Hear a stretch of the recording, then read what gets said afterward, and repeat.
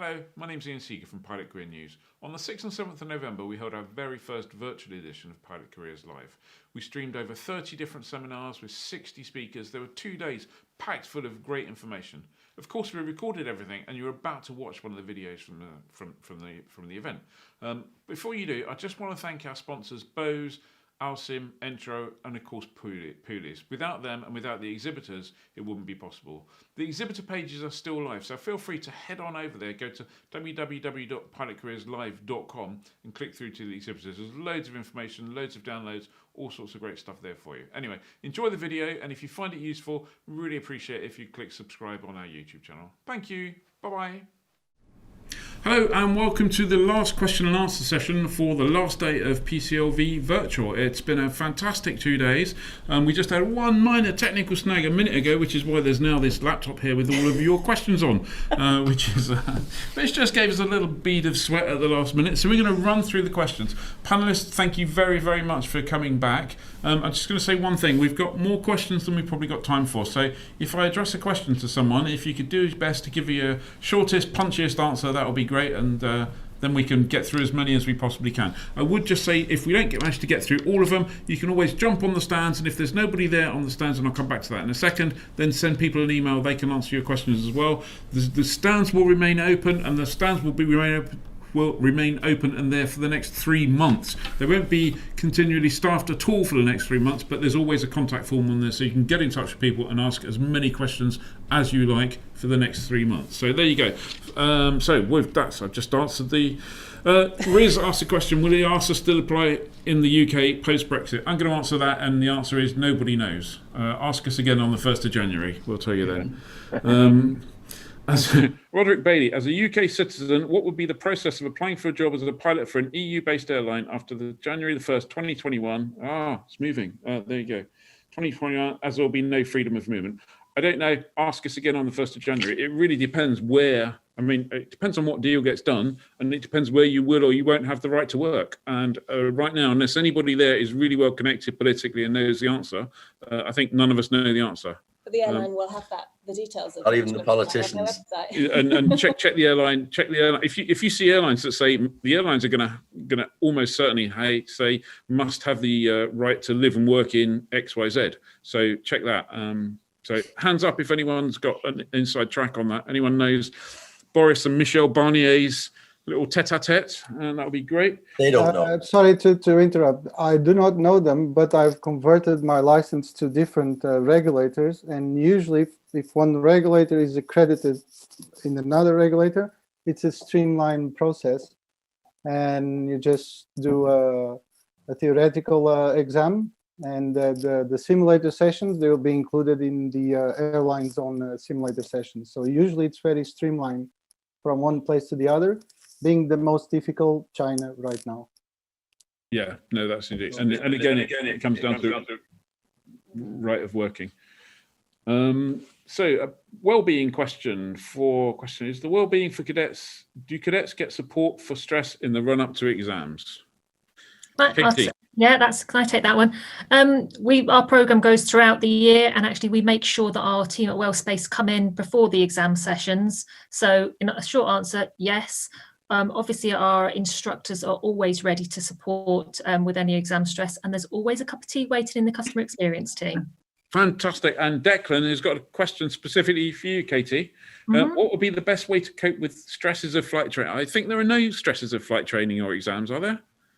There's no stresses at all, and I think there's a range of activities that you can do. We talk a lot about healthy eating, making sure you're hydrated, getting out and getting some exercise, getting away from the books just for a few minutes, but just looking at things that make you happy outside the aviation world. Just put a pause on the aviation world for a few minutes out of your day. That and your company dog.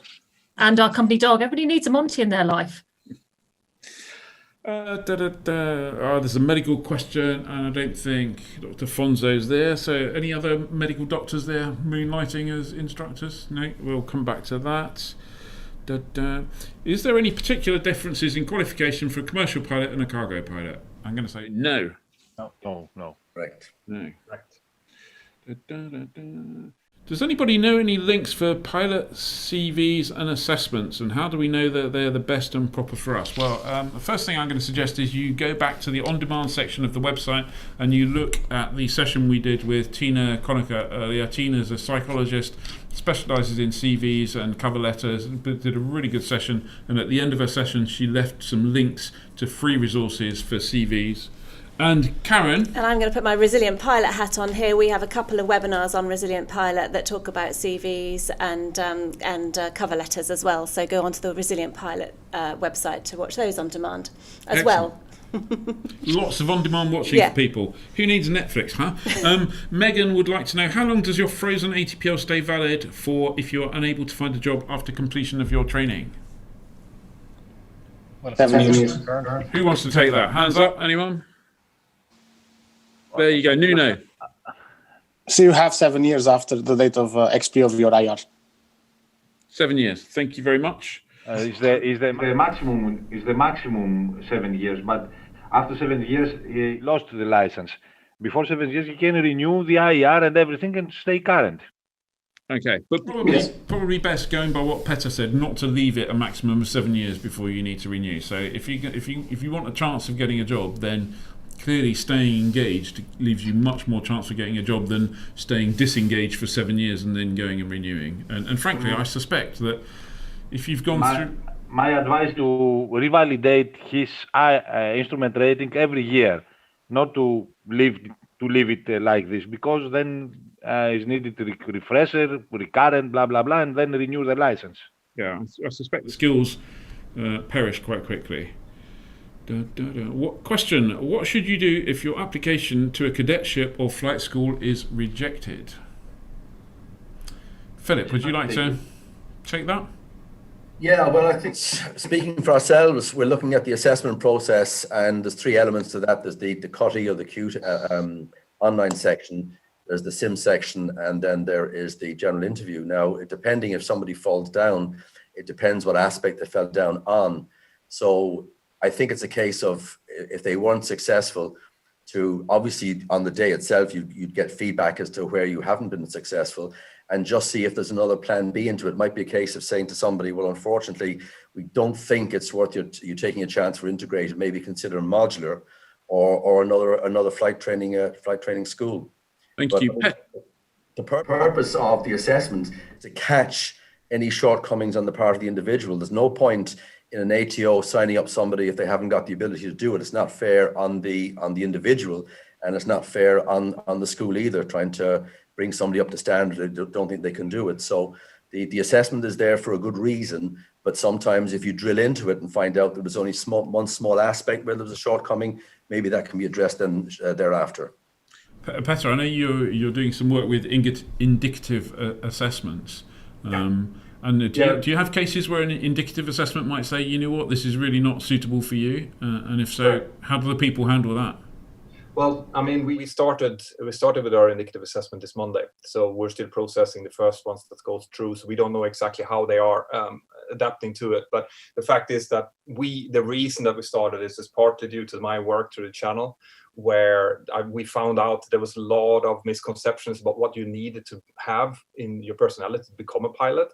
And we thought that before you even go to a flight school, you probably should go through some type of assessment, get some kind of feedback so that you can work on these competencies. Maybe it's your English language skills, maybe it's your mathematical fundamentals, whatever it might be, so that you have a picture already. You can work on that, and then you can go to Philip, for example, at AFDA and do the full assessment, hopefully having worked on those weaknesses. And crucially, like you were saying, there are instances where a CUT-E assessment, which this is, will tell you that, listen, you have shortcomings in so many of your personality traits that you should probably think about doing something else, because it is unlikely that you will be able to go through your training and be successful or to get a job after your training. So rather than hearing that after you have spent X amount of thousands of euros on your training, is better, even though it might not feel that way, to hear it before you start your training. And that's why we started the indicative assessment with the Airline Pilot Club. Thank you. Joshua is asking, do you have to have A-levels to become a commercial pilot? You don't have to. Education's always good. More education's better than less education, I would say. Some airlines, when they're running airline programs, will specifically ask for A-levels, but not all. A very, very typical question from Declan is, which are the best subjects to choose for GCSE or A-level? Anyone? The ones you're good at. The ones you're good at. There you go.